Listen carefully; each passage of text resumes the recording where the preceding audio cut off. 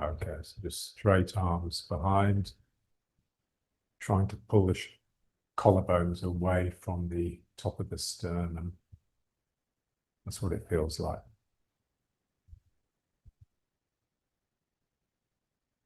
Sense that your thymus is trying to look upwards. And then just slowly start moving the head, looking to loosen the cervical spine, the neck, and the shoulders.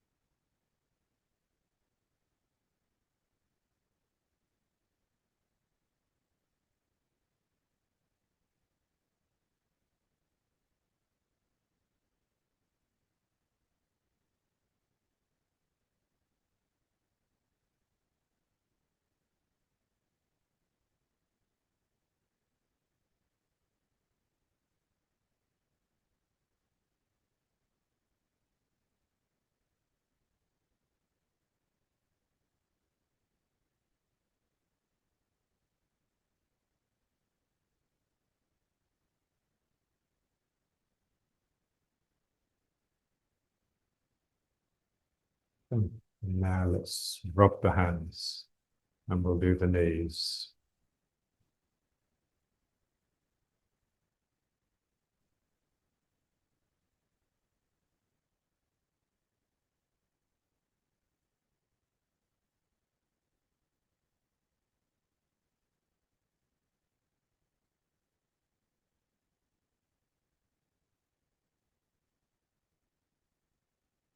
Try and really focus the mind on the activity rather than setting the activity up and then thinking to yourself about unrelated things. It's as though your mind is between the hands. Your mind is getting warmer as well as your hands getting warm.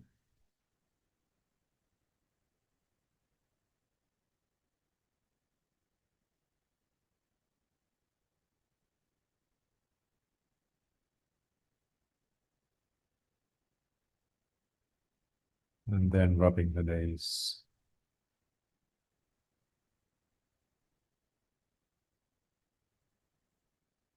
Gravitas. Our actions have a weight, have a seriousness.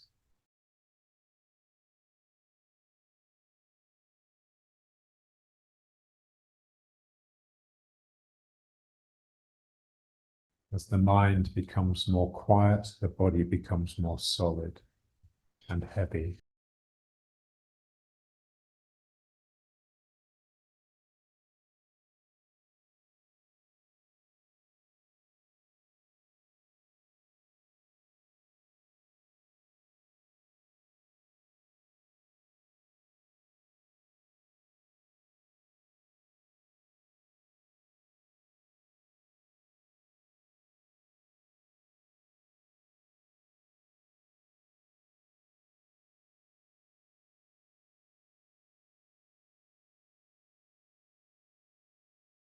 So all spiritual work, internal work, real work, boils down to one thing: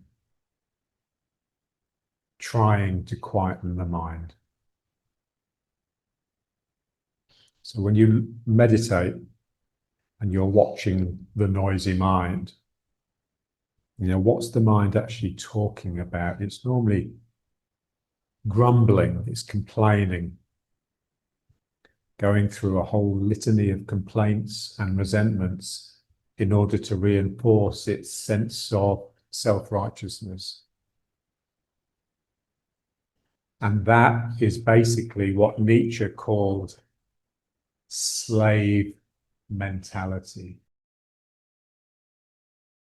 The slave grumbles at the master. He's full of resentments. The master has a quiet mind because he doesn't need to grumble. Everything's under his control.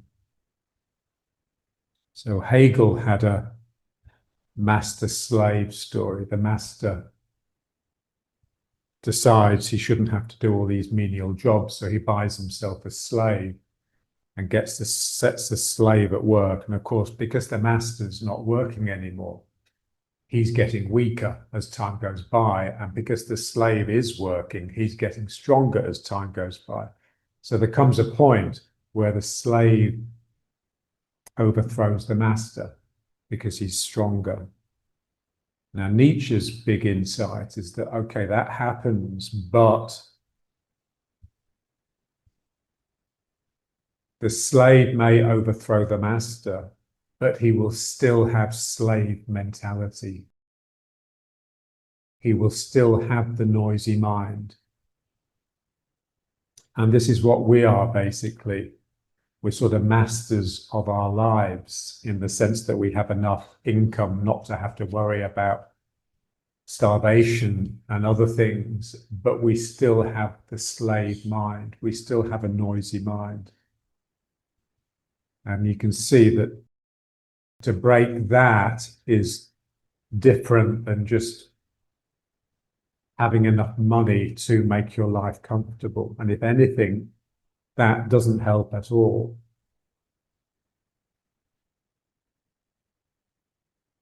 And so we just try, basically, the difference really between the slave mind and the mastermind is that the slave mind is looking at the world and desiring.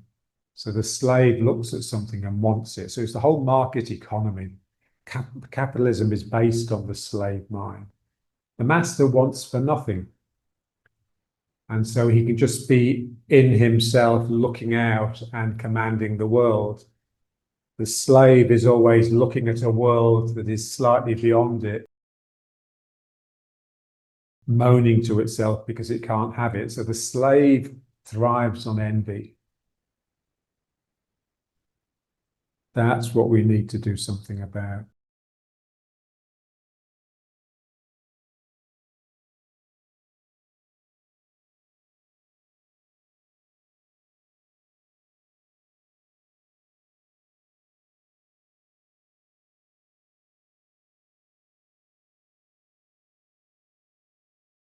So even though there's no friction anymore because we're taking the hands off the knees, I'm still feeling the friction between my hands and the air.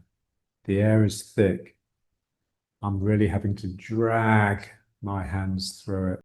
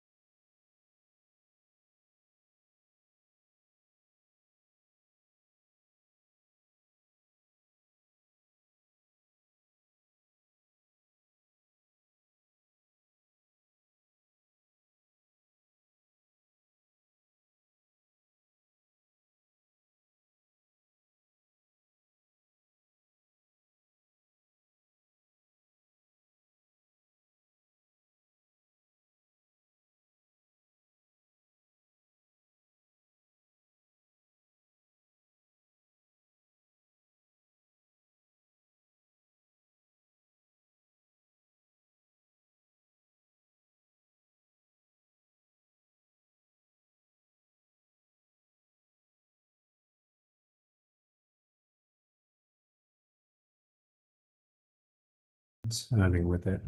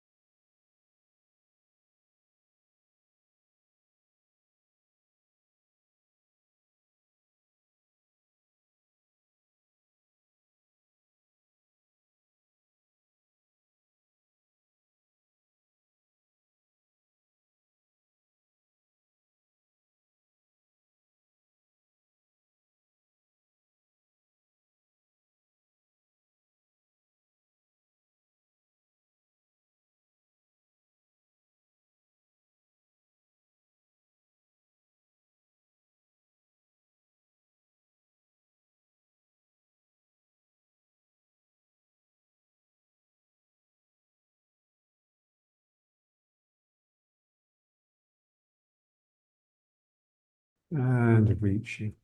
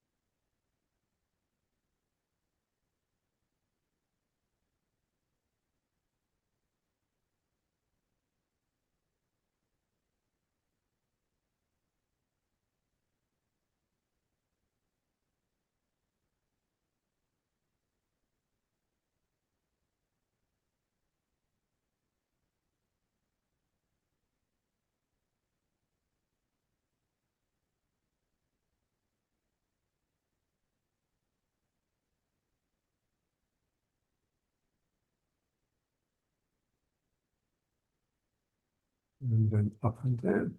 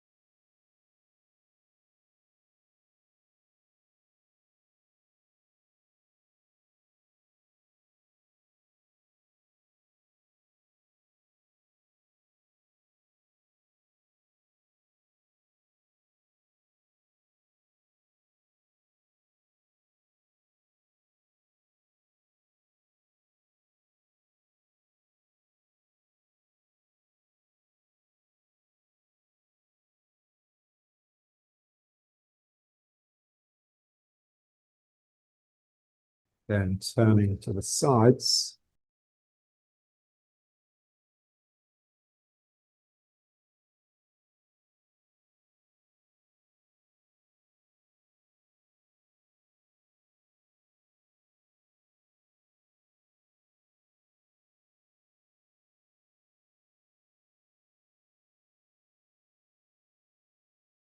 And then let's slow it down. So pushing to the side and just keep your mind flowing into the push.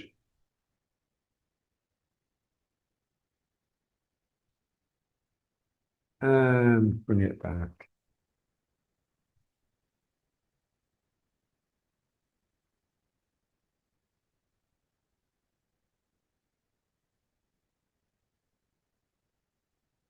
And the other side.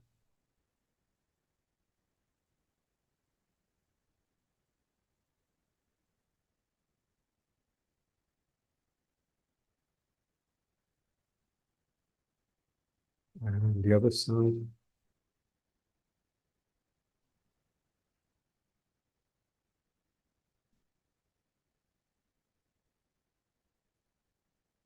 And one more the other side.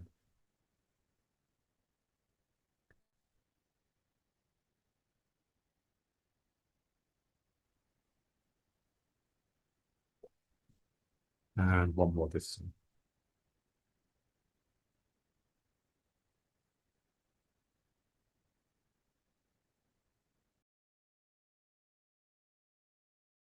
And now a bit the sphincter exercise. So pulling the belly in, pulling the sphincters up, and releasing.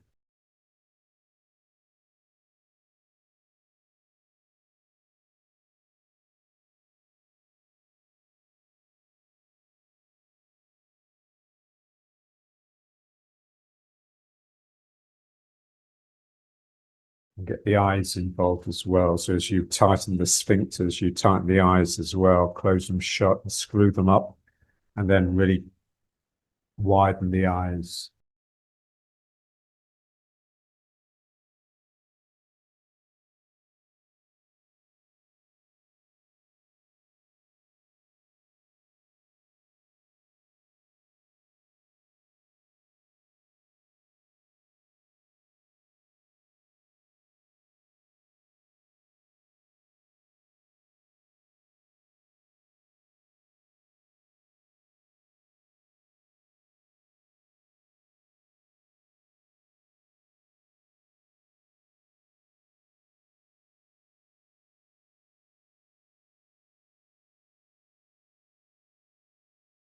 Now let's just figure out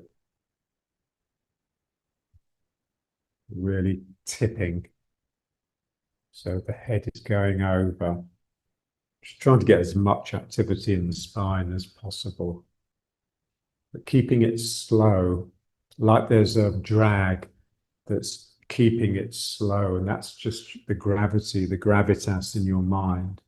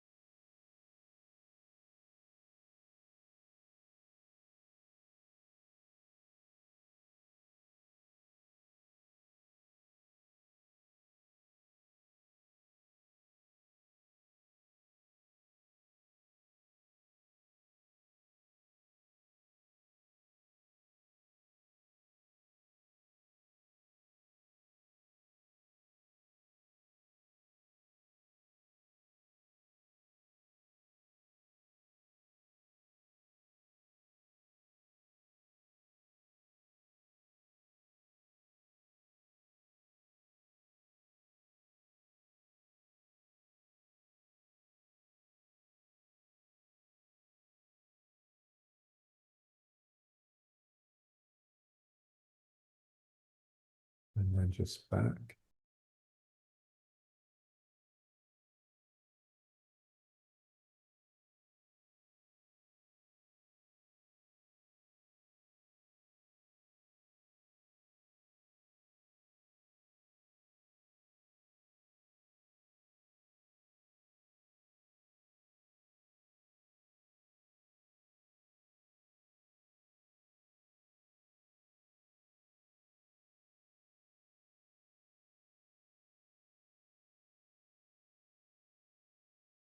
So gravity,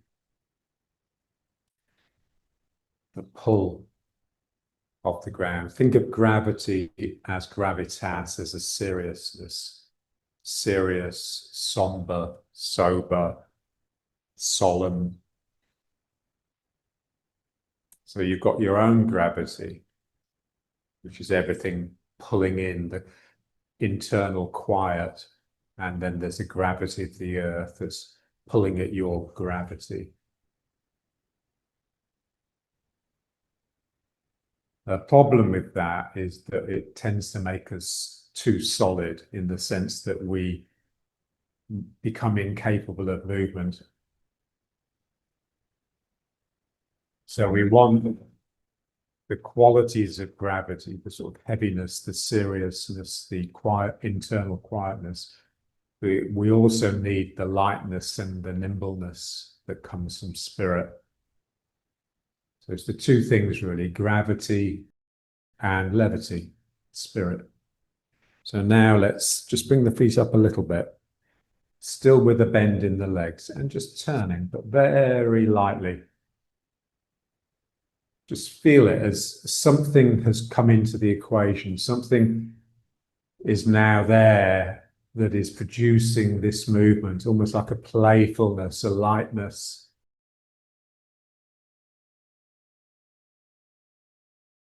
So this is life really, just the play of gravity and levity.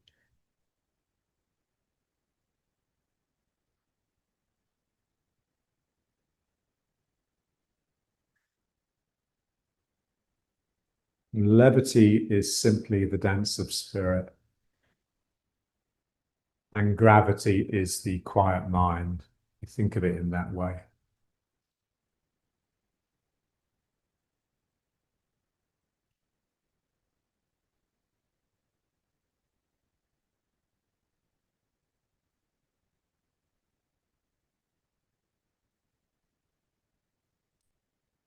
We can also feel, when we're turning, one of the reasons the turning is so important is because it produces the centrifugal centripetal. So again, it's like gravity and levity. The centrifugal is flying out, and that's like the spirit, the levity.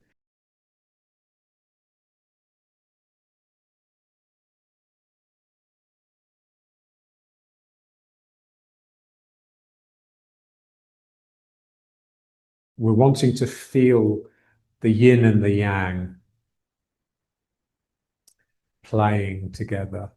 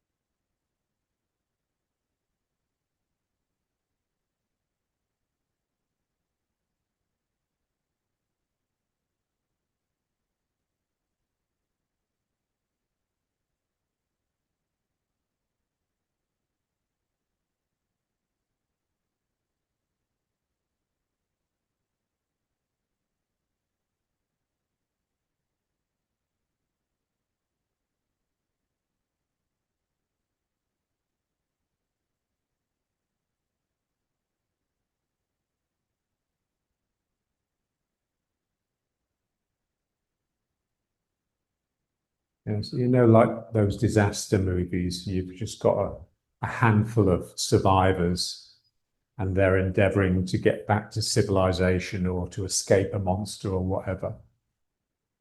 And there's always one of them that's moaning all the time in these Hollywood movies. And you can just see how ugly that is. Then they normally get killed off pretty quick, thankfully. But it's like we're all like that person.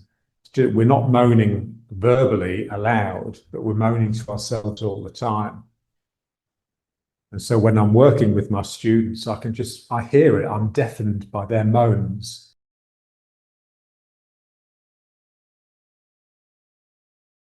Every now and then I can just get them to really wake up. And then suddenly there's quiet and something shines out of them. And it's beautiful. And I think, wow, eureka, enlightenment. And then, of course, next time I see them, they're worse than before. Because the ego will always reassert itself. This is the problem. So the work is endless.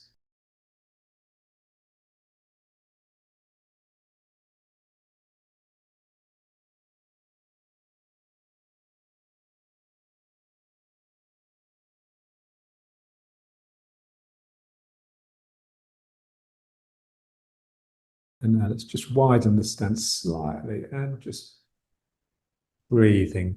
Again, just keep it really gentle. Feeling the spine arching back and bowing forwards.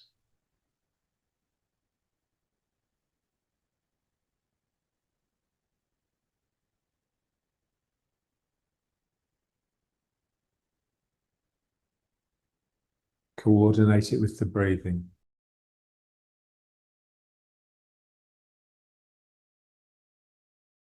Breathing is really important. So that, you know, the deeper you get into this work, the more you realize it's simply breath. It's simply staying with the breathing.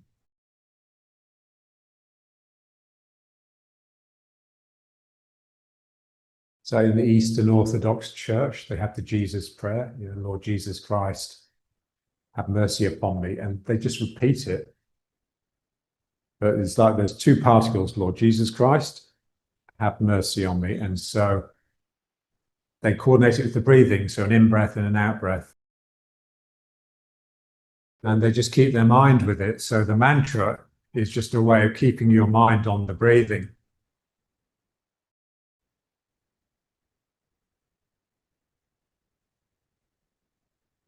So they start off with 3,000 repetitions a day. So 1,000 repetitions takes about an hour, apparently. So they start off 3 hours a day practice and they work up to 12 hours. And eventually it just becomes automatic and they find they're even doing it in their sleep. And it's the same in Buddhism. You know, they count the breaths. It's the same thing. They have mantras as well. It's just a way of just keeping the mind on what's happening, keeping the mind quiet.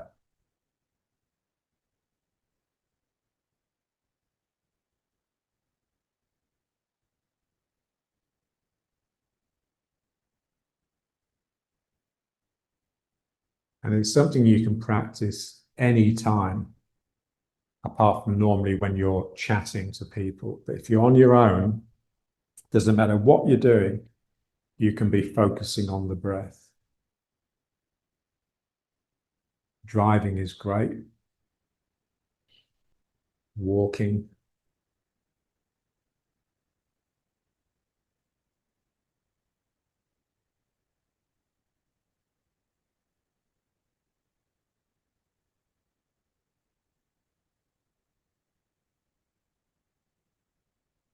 Okay, let's bring the feet up again. And just a very gentle bounce.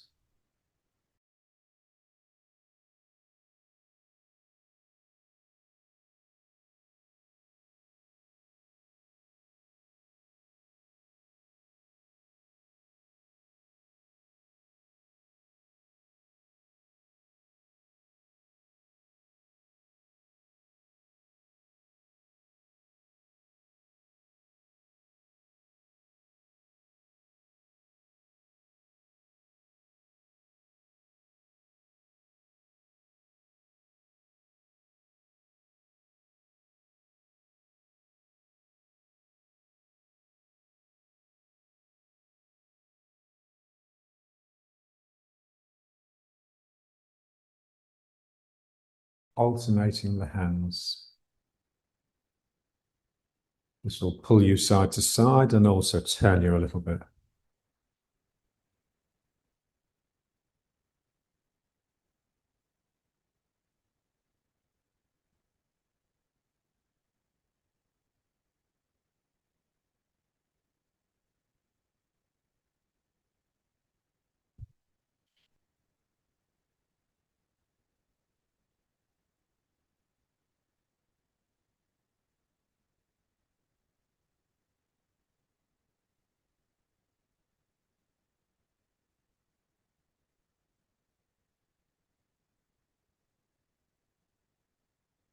And then a bit wider. And now the circle.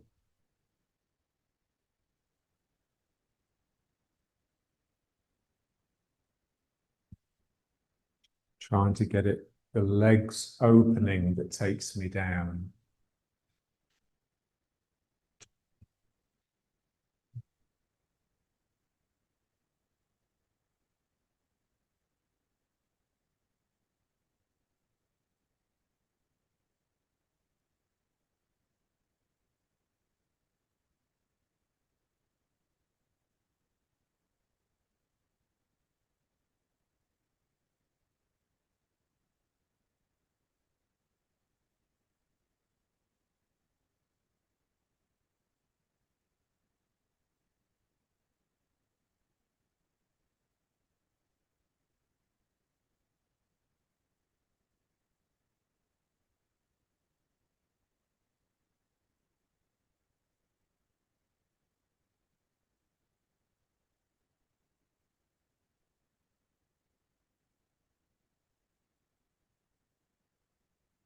And then the other way.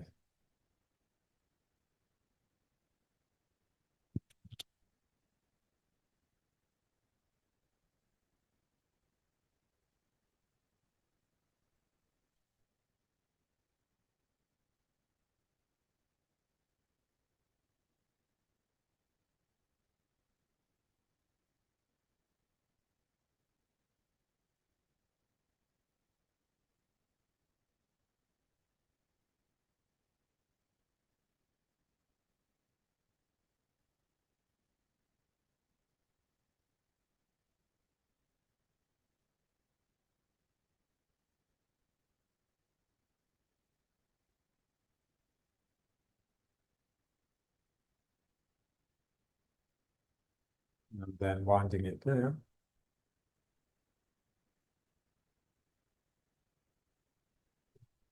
And now 1 foot forwards.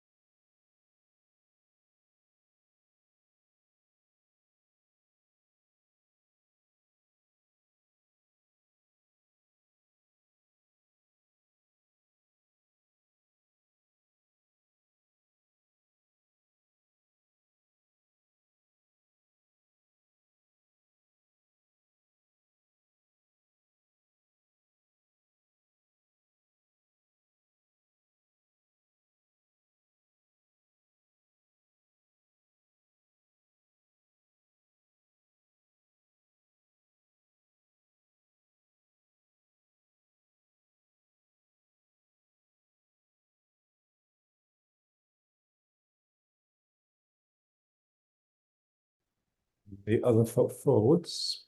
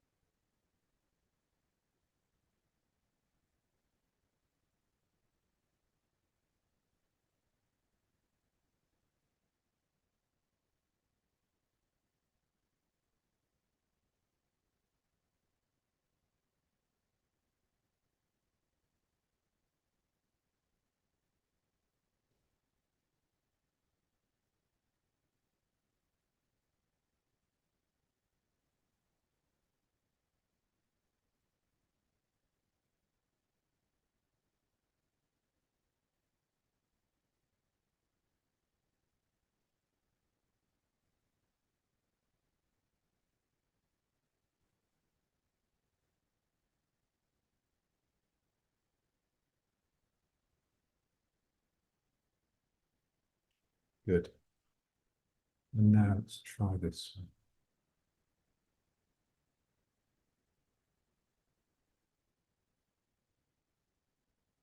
So breaking knees and hips and turning.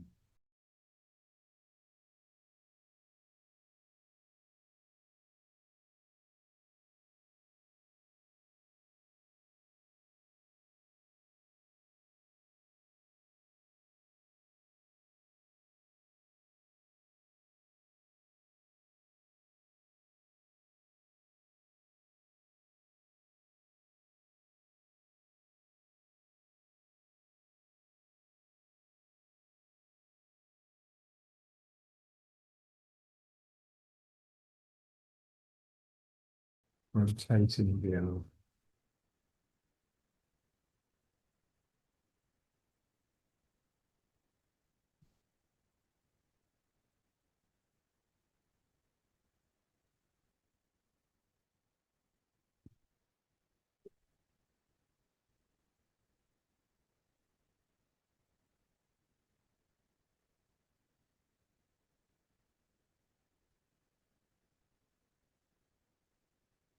So here you can really feel the gravity and the levity. Feel yourself sinking down into this leg, but something also is pulling this arm up.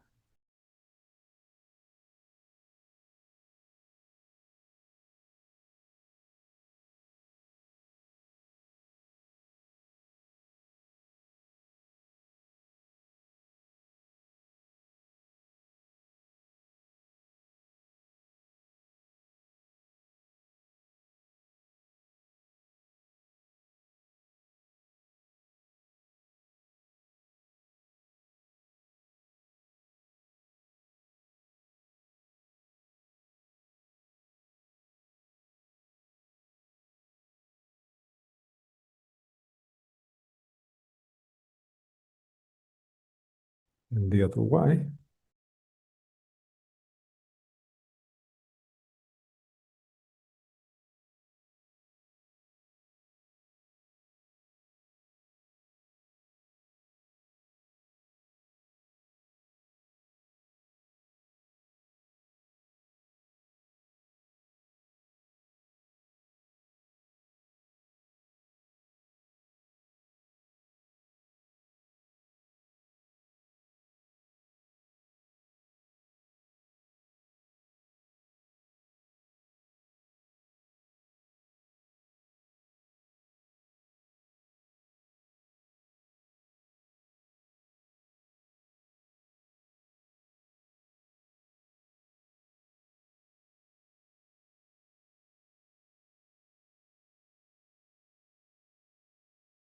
Back to riding horse. And feel gravity.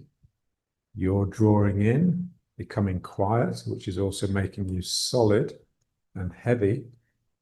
And then that can be pulled down by the gravity of the earth.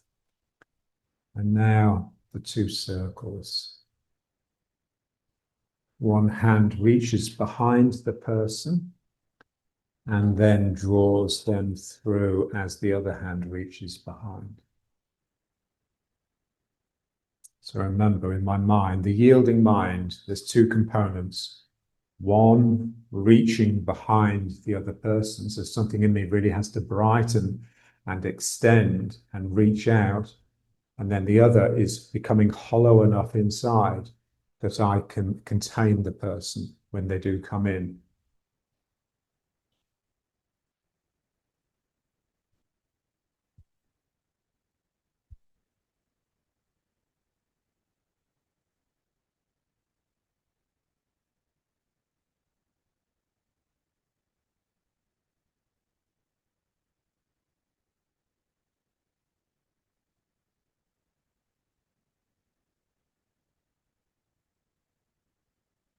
So basically, what I'm doing really is just endlessly emptying.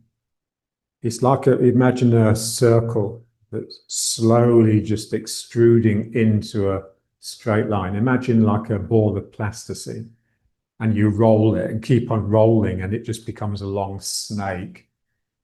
And so what's happening all the time is we're emptying in the sense that we're extending into this line, and the line coils up. So I extend, and then the line coils up. I extend, and the line coils up. So I never really produce a volume again. I just keep winding up the coil, winding up the snake.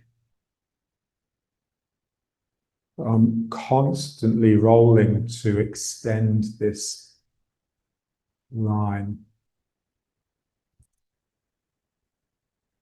and then drawing it in, but not as a volume, but as a coiled line.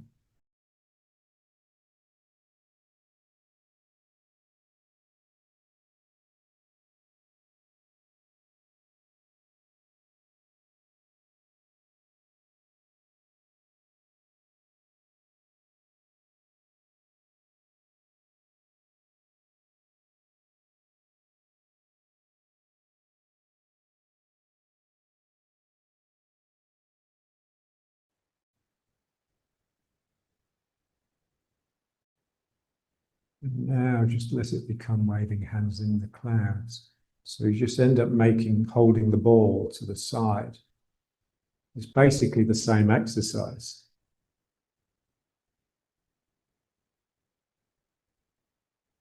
You're just turning a little bit more really.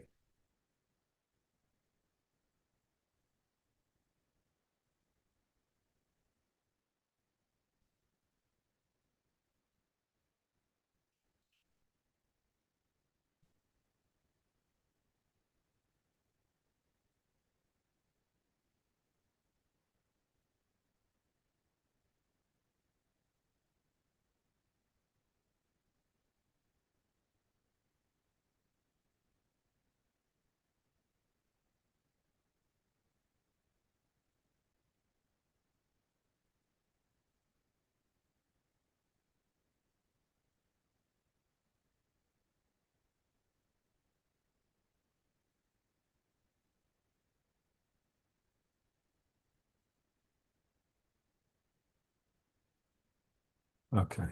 And now let's just try a little bit of stepping.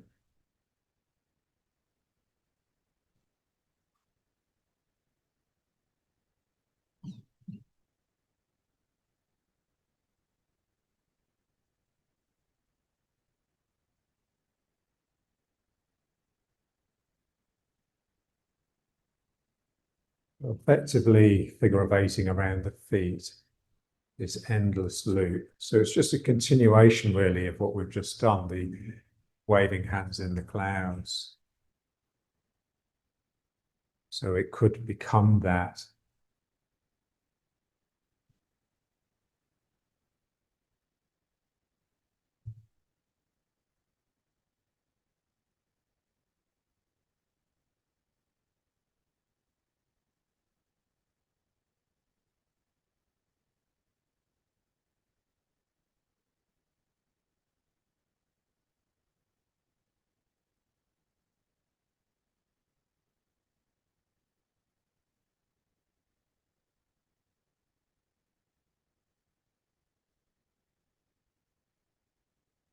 Remember in Tai Chi, the energy is long and slow. The spirit is fine, high frequency, and fast. So fast it's before. So again, it's the play of these two scales. And this is the problem now, is that our scale is really reduced. So we live in one sort of time scale, which is relatively now. So now, the children, they're not prepared to wait for what it is that when we were kids, you'd have to wait until Christmas or your birthday.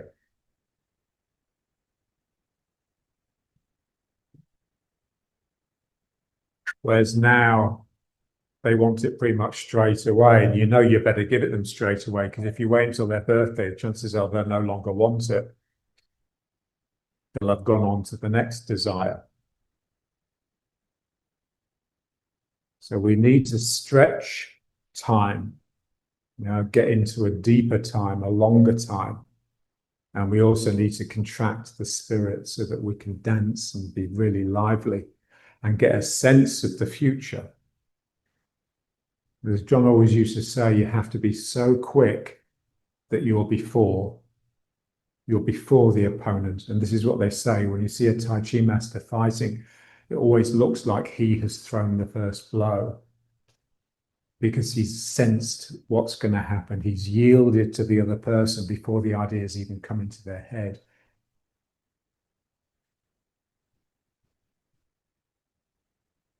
And then the other side. Ooh.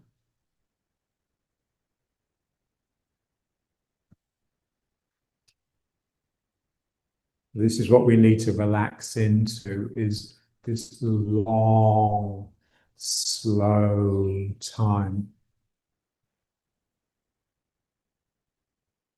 It's very difficult nowadays because everything is speeding up. Acceleration is the constant now.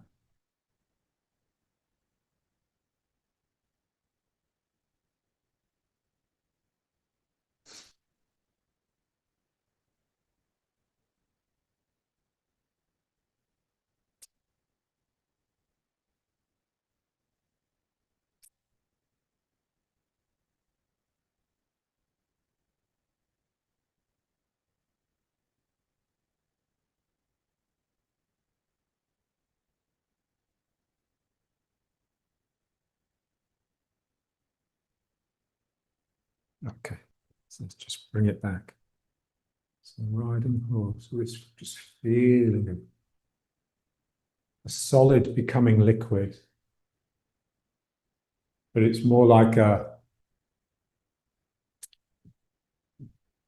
substance that is not so much solid as very, very viscous. That's the feeling that I'm made out of something that's so sort of thick and gel-like, it barely flows. But then when I bring a bit of mind to it, a bit of heat to it, it starts to become less viscous and will then be more prone to flow. And I'll just get a sense of movement then. Okay, so let's bring it up. I'm just feeling this.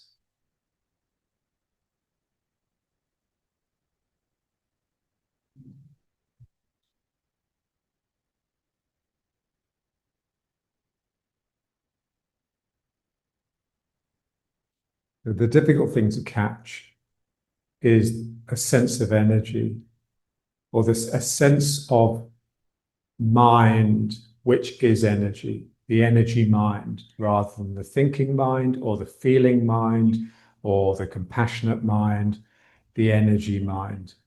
A mind that can just, you feel it best when you're on drugs. You know, like if you've taken a lot of cannabis and you can sort of hallucinate and get sort of visions, and it's almost like a narrative is going on. There's like an adventure going on inside your mind. So you're in a slightly different world, but you realize you can influence it by squeezing. It's like something in your mind squeezes and you just push the action or the story.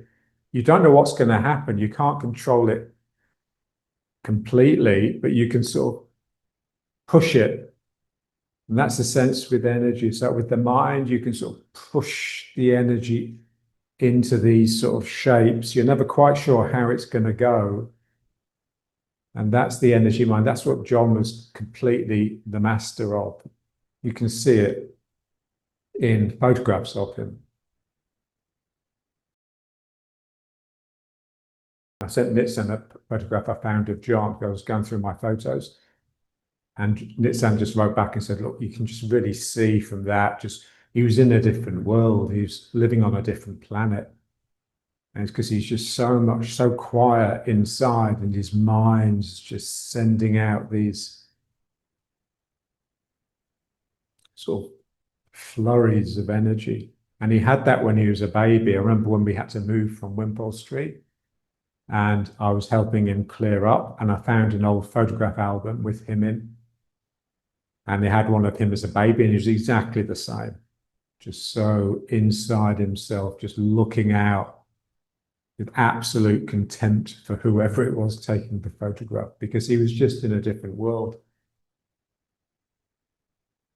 It's really difficult to get a sense for that. You need real confidence. That's what the slave mentality actually protects you from, or denies you access to. So to get into energy in that way, we really do need to become masters, not of the world, not of other people, but just masters of ourselves. We've mastered our own mind.